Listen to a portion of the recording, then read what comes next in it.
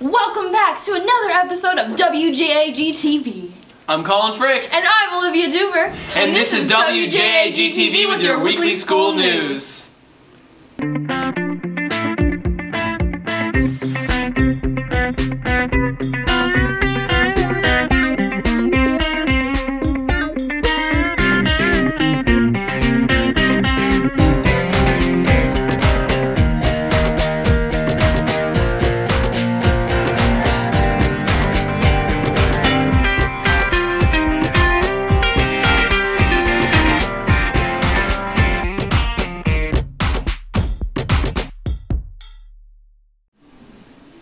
This episode will feature something for any of you car lovers out there.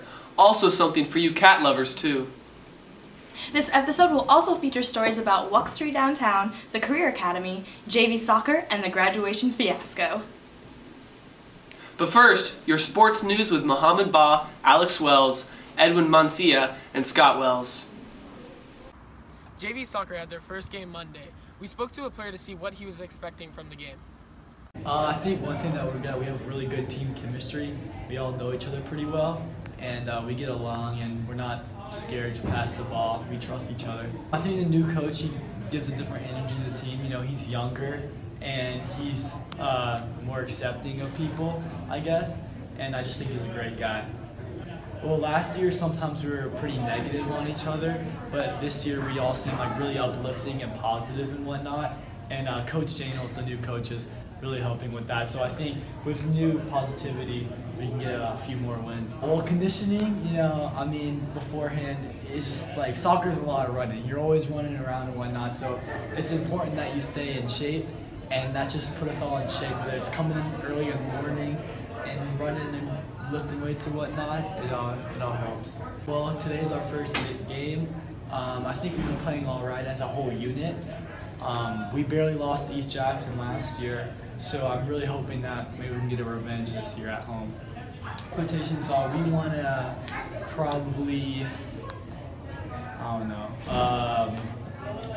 we want to at least get about like 7 wins, 8 wins, somewhere around there out of 12. Great work, guys! Are you thinking of adopting a pet but are still on the fence about it? Let's go to Solomon Jones at the animal shelter to find out the benefits of adopting an animal. I'm Solomon Jones, and this is my dog, Mia. I decided to go down to the Winterville Animal Clinic to see how things work. I met with really nice people, including Miss Jessica Harrison and Dr. Emily Parsons, and asked them a few questions. Let's check it out.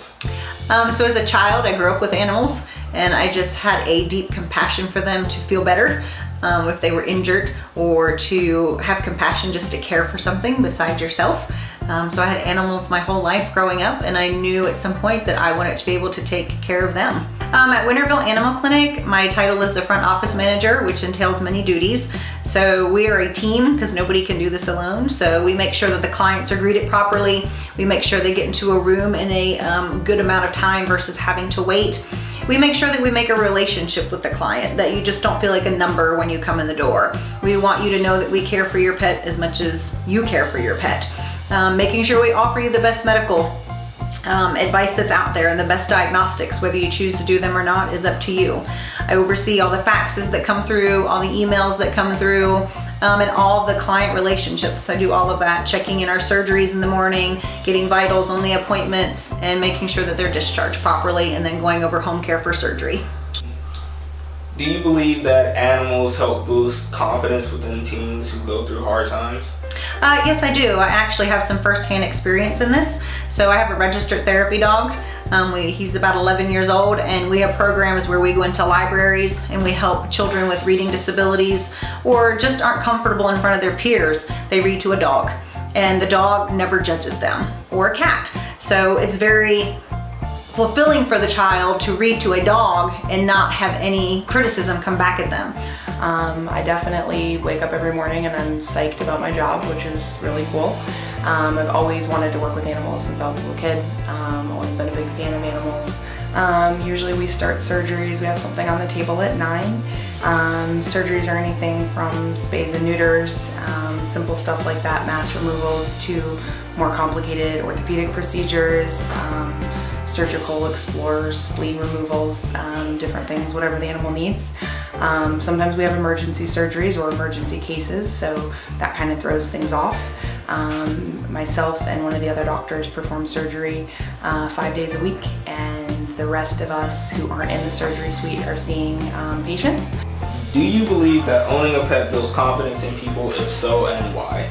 Absolutely, I do. I think there have actually been some scientific studies that have shown that it does improve confidence in young children to have a pet in the household. You know, it's giving you responsibility, something that you have to feed every day, you have to walk every day, maybe you have to save your money, you know, if you're a kid and your parents are having you help with care of that pet. I also want to see two proud pet owners that I know at Cedar, Anna Whitford and Ms. Ritter. So I have 3 cats. Their names are Happy and Silver and Zippy. They're really crazy.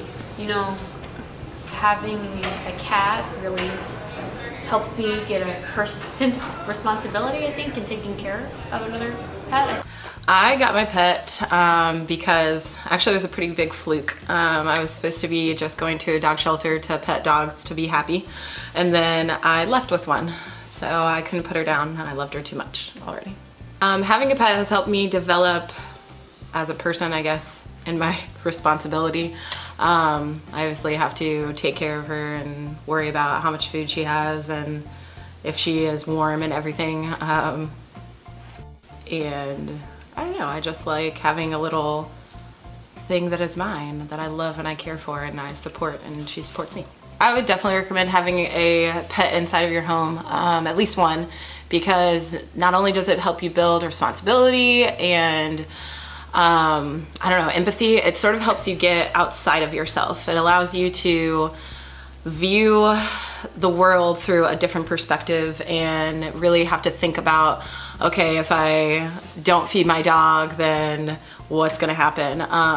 So it has many purposes and helps you build your character in all those different aspects. If you're interested in a career with animals or just want to adopt, I highly recommend going down to your local animal shelter and seeing how things work.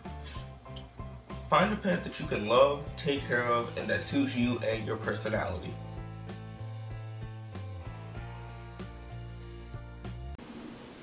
Walk Street Records and the comic shop above it have been a staple in Athens for many years. I took a trip downtown to check it out. Walk Street Records is the oldest still operating record store in Georgia. Located at 197 E. Clayton Street, Walk Street is also one of the country's most historic record stores, dating back to 1976 when it first opened. Since online music is booming, I asked Nathaniel Mitchell how they're still doing business in an uncertain industry. My name is Nathaniel Mitchell, and I have been working here for, I guess, almost 8 years, I think it's 8 years. Cool. How long has Walk Street been in Athens? Since, I guess, technically 1975. The store opened on this corner in 1976. We celebrated our 40-year anniversary. It was March 1st, 2016, so now it's almost 2018, so almost 42 years. How has business changed in the last 10 years at the record store? Well, considerably. Let me see, when I was first hired, it was pretty slow time. I think it was also kind of people feeling the effects of the, you know, economic crisis, housing collapse of 2007. Still kind of in effect. And I'd say it was probably about 6 years ago when kind of started to see a significant upswing of interest in the vinyl format from like college-age kids. I'd say when I first started at the store, it was kind of an older clientele that was buying the vinyl, and it was kind of like, at that time, a 1-to-1 ratio of CD sales to LP sales. It's like basically we're selling about the same level. And then started noticing a couple years later where the vinyl sales started to be like 2-to-1 for two LPs for every CD. Is there any worry about how companies like Amazon or just big companies like them might change the game for record stores? And yeah. Has that affected Walk Street yet, if at all? Yeah, it's something that, yeah, I mean, I'd say nowadays we don't really have to worry as much about like big box stores or the, you know, places like Urban Outfitters that do sell vinyl, but I don't think it really has cut into our sales here too much. But yeah, people selling stuff on Amazon, it's always going to be probably cheaper, cheaper price, just because the way that their business model works is different than our brick and mortar, small business. So it is a concern, but I don't know, we've managed to hang in there, and I don't know, just kind of have, just a reputation for, having a good supply of product. And yeah, it's different. It's just like, walking around and flipping through stuff. You might buy something that you didn't know about before, or something that just catches your eye, or see a new release that you weren't aware was out. Where do you see Wuxtree in the next 10 years? Well, hopefully still in business. I mean, I don't know. I guess it's all depends on, the next generation. I felt like, around the year 2000, when Napster and file sharing became, a format that, you could get whatever you wanted for free. That, well, obviously that had a significant impact on the music industry in general. So I'd say after about exactly 10 years of people mostly just, downloading music and putting it on their iPod or what have you, I felt like they started to see kind of a renewed interest in the physical media, where people actually wanted, and they like an album, like, they might download it first and be listening to it and then decide that, yeah, I want that record, and it does support the artist, I think, more so than certainly downloading stuff illegally, but even iTunes and stuff, listening to stuff on Spotify, I don't think it is really such a good deal for the artist unless you're someone huge like Lady Gaga or something. It seems like those are the only people that actually get paid from Spotify or Pandora or what have you. You buy a record, I'd say you got a better chance of some of those profits actually going back to the artist that made them, which I think is really how music business should operate in an ideal world. If you sell albums and people buy them, then you should be, compensated accordingly for what sells. As the music industry continues to change for the better or the worst, Wuxtree continues to change as well. Stay tuned for my next story on Wuxtree's upstairs comic store, Bizarro Wuxtree. Great work, Colin! Every day, many students at Cedar drive to school. Some arrive in some sick rides. Let's go to Dom and McBielli in the parking lot to check them out. There are so many different cars in the parking lots of Cedar, so I decided to take an insight on some of the more unique cars. I interviewed students to find more about the cars that they drive daily. My name is Dylan Vasquez, and I own a 2013 Dodge Challenger.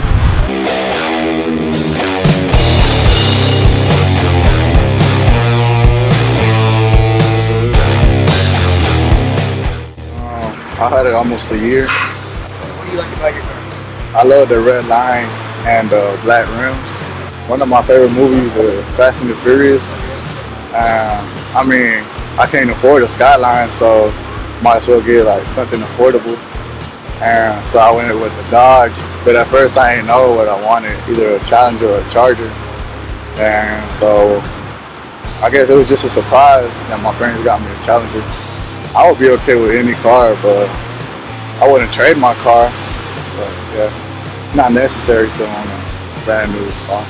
I like to take off when the light turns from red to green. I like taking off, but it kills my gas, so I don't really do that a lot. My name is Bram Johnson, and I own a 2002 Mazda Miata.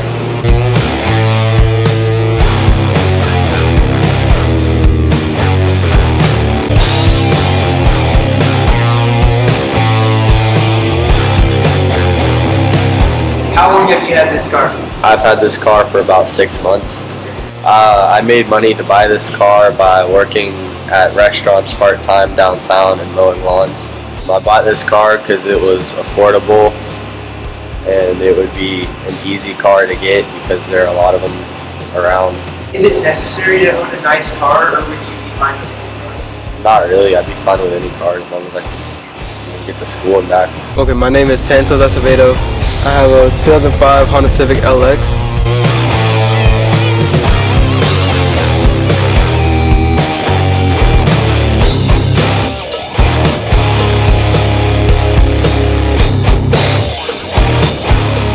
had this car for approximately 8 months. I didn't buy the car, I traded it for, with my old Jeep Wrangler. It was a 97, and I also gave the guy $1,000 for it. So I worked, I did landscaping for 4 years, and I saved the money in 3 months. The gas is really economic. I can go on long trips and it'll save a lot. As of now, as a project, I just want the car to look as brand new as possible. And well, interior wise, exterior, I just wanted to make it look where it's different than anybody else, where people would just be like, wow. I'll be cool with any car as long as it works, as long as I get a point A to point B. Cars at Cedar continue to show the personalities of the drivers that own them. Great job, Dominic. The Career Academy is a great opportunity for students to enhance their learning, but it is in danger of being drastically changed. Elena Gorshinin has more on the scoop.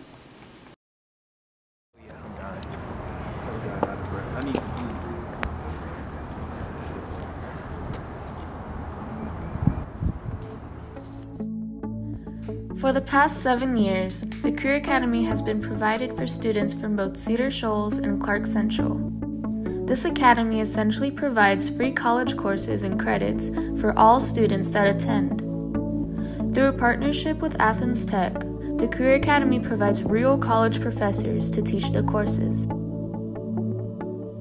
These courses can range from your standard biology and history courses to things such as film, culinary arts, or even criminal justice. I decided to enroll in the Career Academy because it had some pathways that were not offered at Cedar, or programs that were just not there anymore. Really it was because of my sister. We decided last year, we found out about it last year, and people were like, oh my God, go to Career Academy, you'll save money on college. It's just a great experience there. Well, I enrolled in Career Academy because I wanted to get some college credits and go ahead and graduate college early. I wanted to enroll in Career Academy because I'm really focused on my college experience. The best thing would have to be the freedom that you don't really get in high school. The high school is still based on a schedule. At Career Academy, you get to kind of make your own schedule, like the times that you want to go, the pathway that you want to go on. See, here you're just learning about algebra and numbers that don't make any sense. But when you're over there, you're actually starting on your road to your future. So that has to be the best thing. Being a freshman, already having already a ton of people just everywhere. But now I'm I sort of have this more one-on-one experience. I think the college professors at Career Academy are different from the teachers at Cedar because they treat you like a college student and they give you more responsibility. You're more responsible for getting your work done and paying attention in class. They don't really treat us as high school kids either. They're just you're here for a reason. If you really want to do this, then I expect you to do it. I like the classes here a lot better in terms of, I guess, how they're structured than the AP classes. And I have to say, the AP classes are a lot of fun, but I really don't like having to take the end of the year exam. Basically, the whole class rides on that. And I kind of feel if you mess up, right, if you get a 1 or a 2 or something, it's wasted. Here, all it is passing the class. I want to become a doctor, and I really want to get there as soon as possible. I want to study, I want to be an accountant. The people who are actually here are very interested in actually getting their work done. Everybody takes their classwork seriously, nobody really playing around. Everyone for sure likes being here. They really are passionate about their college experience.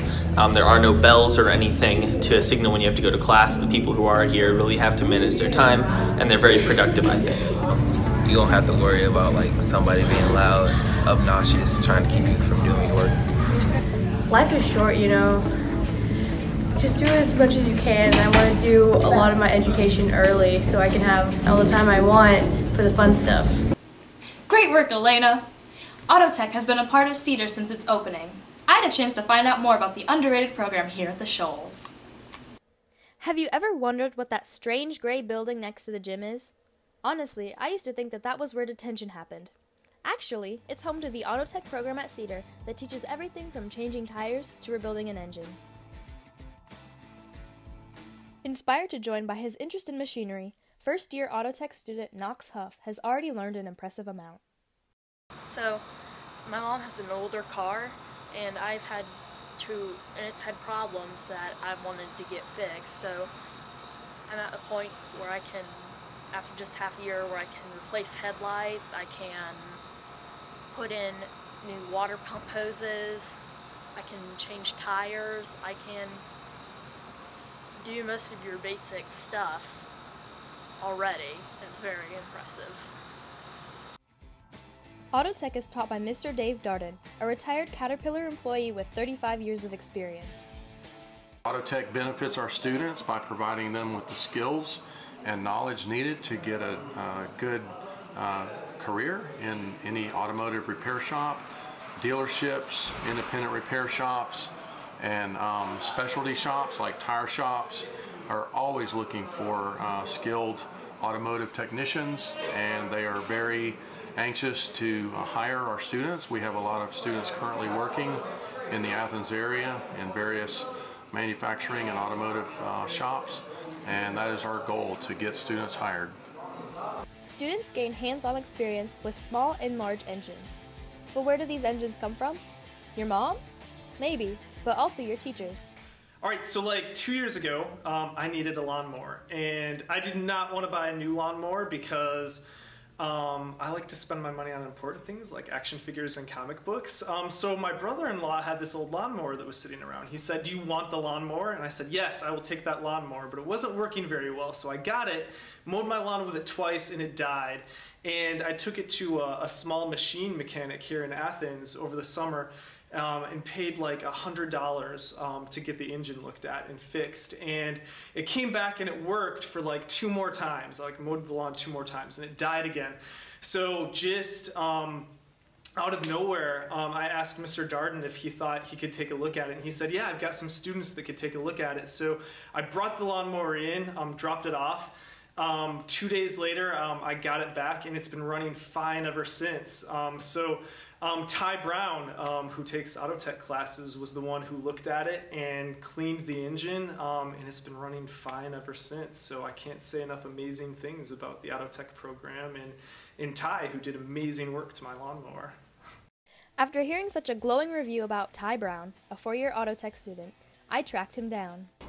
I have worked on probably, I know I have worked on half of my teacher card, half of the students, bunch of friends, family. I'm able to do anything from just simple stuff to putting in transmissions, motors, rear ends, everything. In fact, he's even used his auto tech skills for his own benefit. Well, I actually drive a truck. I drive a 1993 Chevrolet S10, short bed, and a stick at that 5-speed. They're my little baby, so you better be quiet. When I first bought it, it didn't run. Believe me, it was not pretty. Doggone, I bought it, fixed it up. I've done most of my work in auto tech.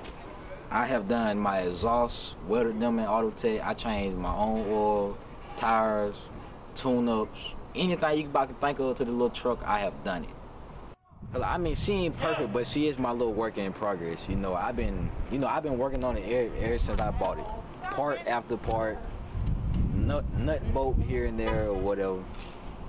And of course, auto tech is always looking for new students. Well, I wish that, for one thing, I wish we were here. I've had so many students come out to automotive and say, "Oh my gosh, I've never been out here. This is so cool." And when I ask them what grade they're in, they say, "Well, I'm a senior." And I'm like, "Oh my gosh, I wish you had known about automotive sooner so that you could have gotten into my class," especially girls. We always like to see girls in our class. Non-traditional students are very important to us, and girls typically do very well in automotive. So I guess we need to get the word out to everyone that we're here.